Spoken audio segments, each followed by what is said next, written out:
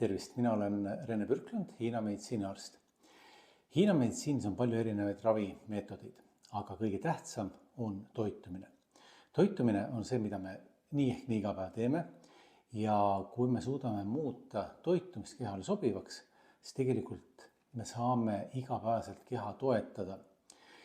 Ja Hiina meditsiinis jagatakse toiduainet yin-tüübiks ja yang-tüübiks. Yin-tüübi toiduained on sellised, mis jahutavad, niisutavad keha.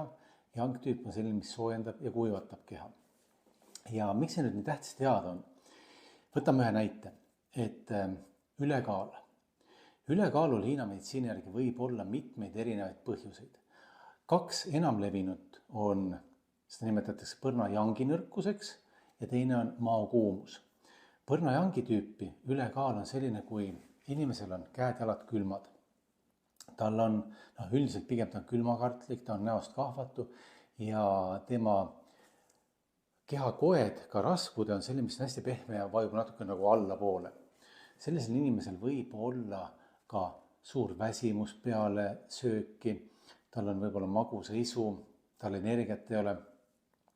See on siis nii-öelda külma tüüpi kõhukinnisus. Ja nüüd, kui me võtame teise variandi, mis on Hiina meditsiini järgi maokuumus, siis selline inimene ta on näost punetav, tal on kogu aeg suur söögiisu, tal on suur janu, tal on nagu tuld palju sees, ta peab seda kustutama ja tema ülekaal ei ole selline nii-öelda nagu pehme rasv, mis alla poole ripub, vaid see on selline natukene pingul või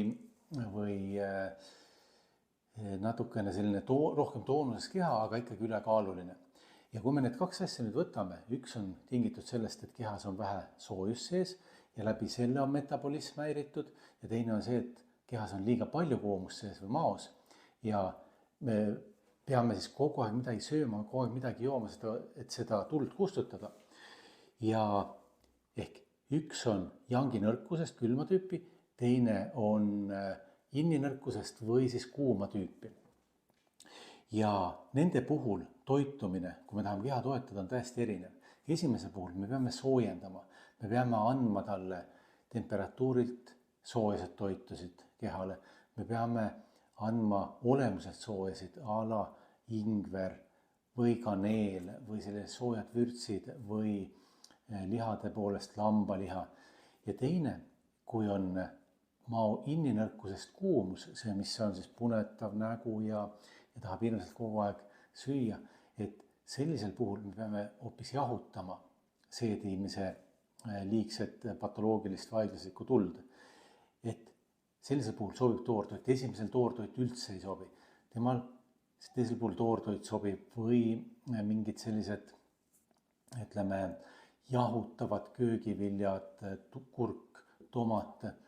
Et ühesõnaga, see erinevus on nüüd toitumise puhul keha toetuseks me peame vaatama, kas soojendavaid, kas jahutavaid, kas niisutavaid, kas kuivatavaid, et see toiduaine, mis ühele võib olla toetav, võib teisele olla hoopis probleemi tekitav. Ja keha annab meile alati märku, et millised on ta vajadused, kas ta tahab saada soojust juurde, kas tahab jahutada, kas ta tahab vedelikke või tahab niiskust vähemaks saada. Ja seetõttu Hiina meditsiini toitumisteraapia on selline, kus ei ole häid toiduaineid ega halbu, vaid me peame ka aru saama, kuidas need toiduained keha mõjutavad. Ja kui me valime läbi selle, siis iga toit, mida me sööme, on nagu ravim ja vastupidi, kui me valime mitte sobiva toidu, siis iga toit võib olla kehale haigust põhjuseks.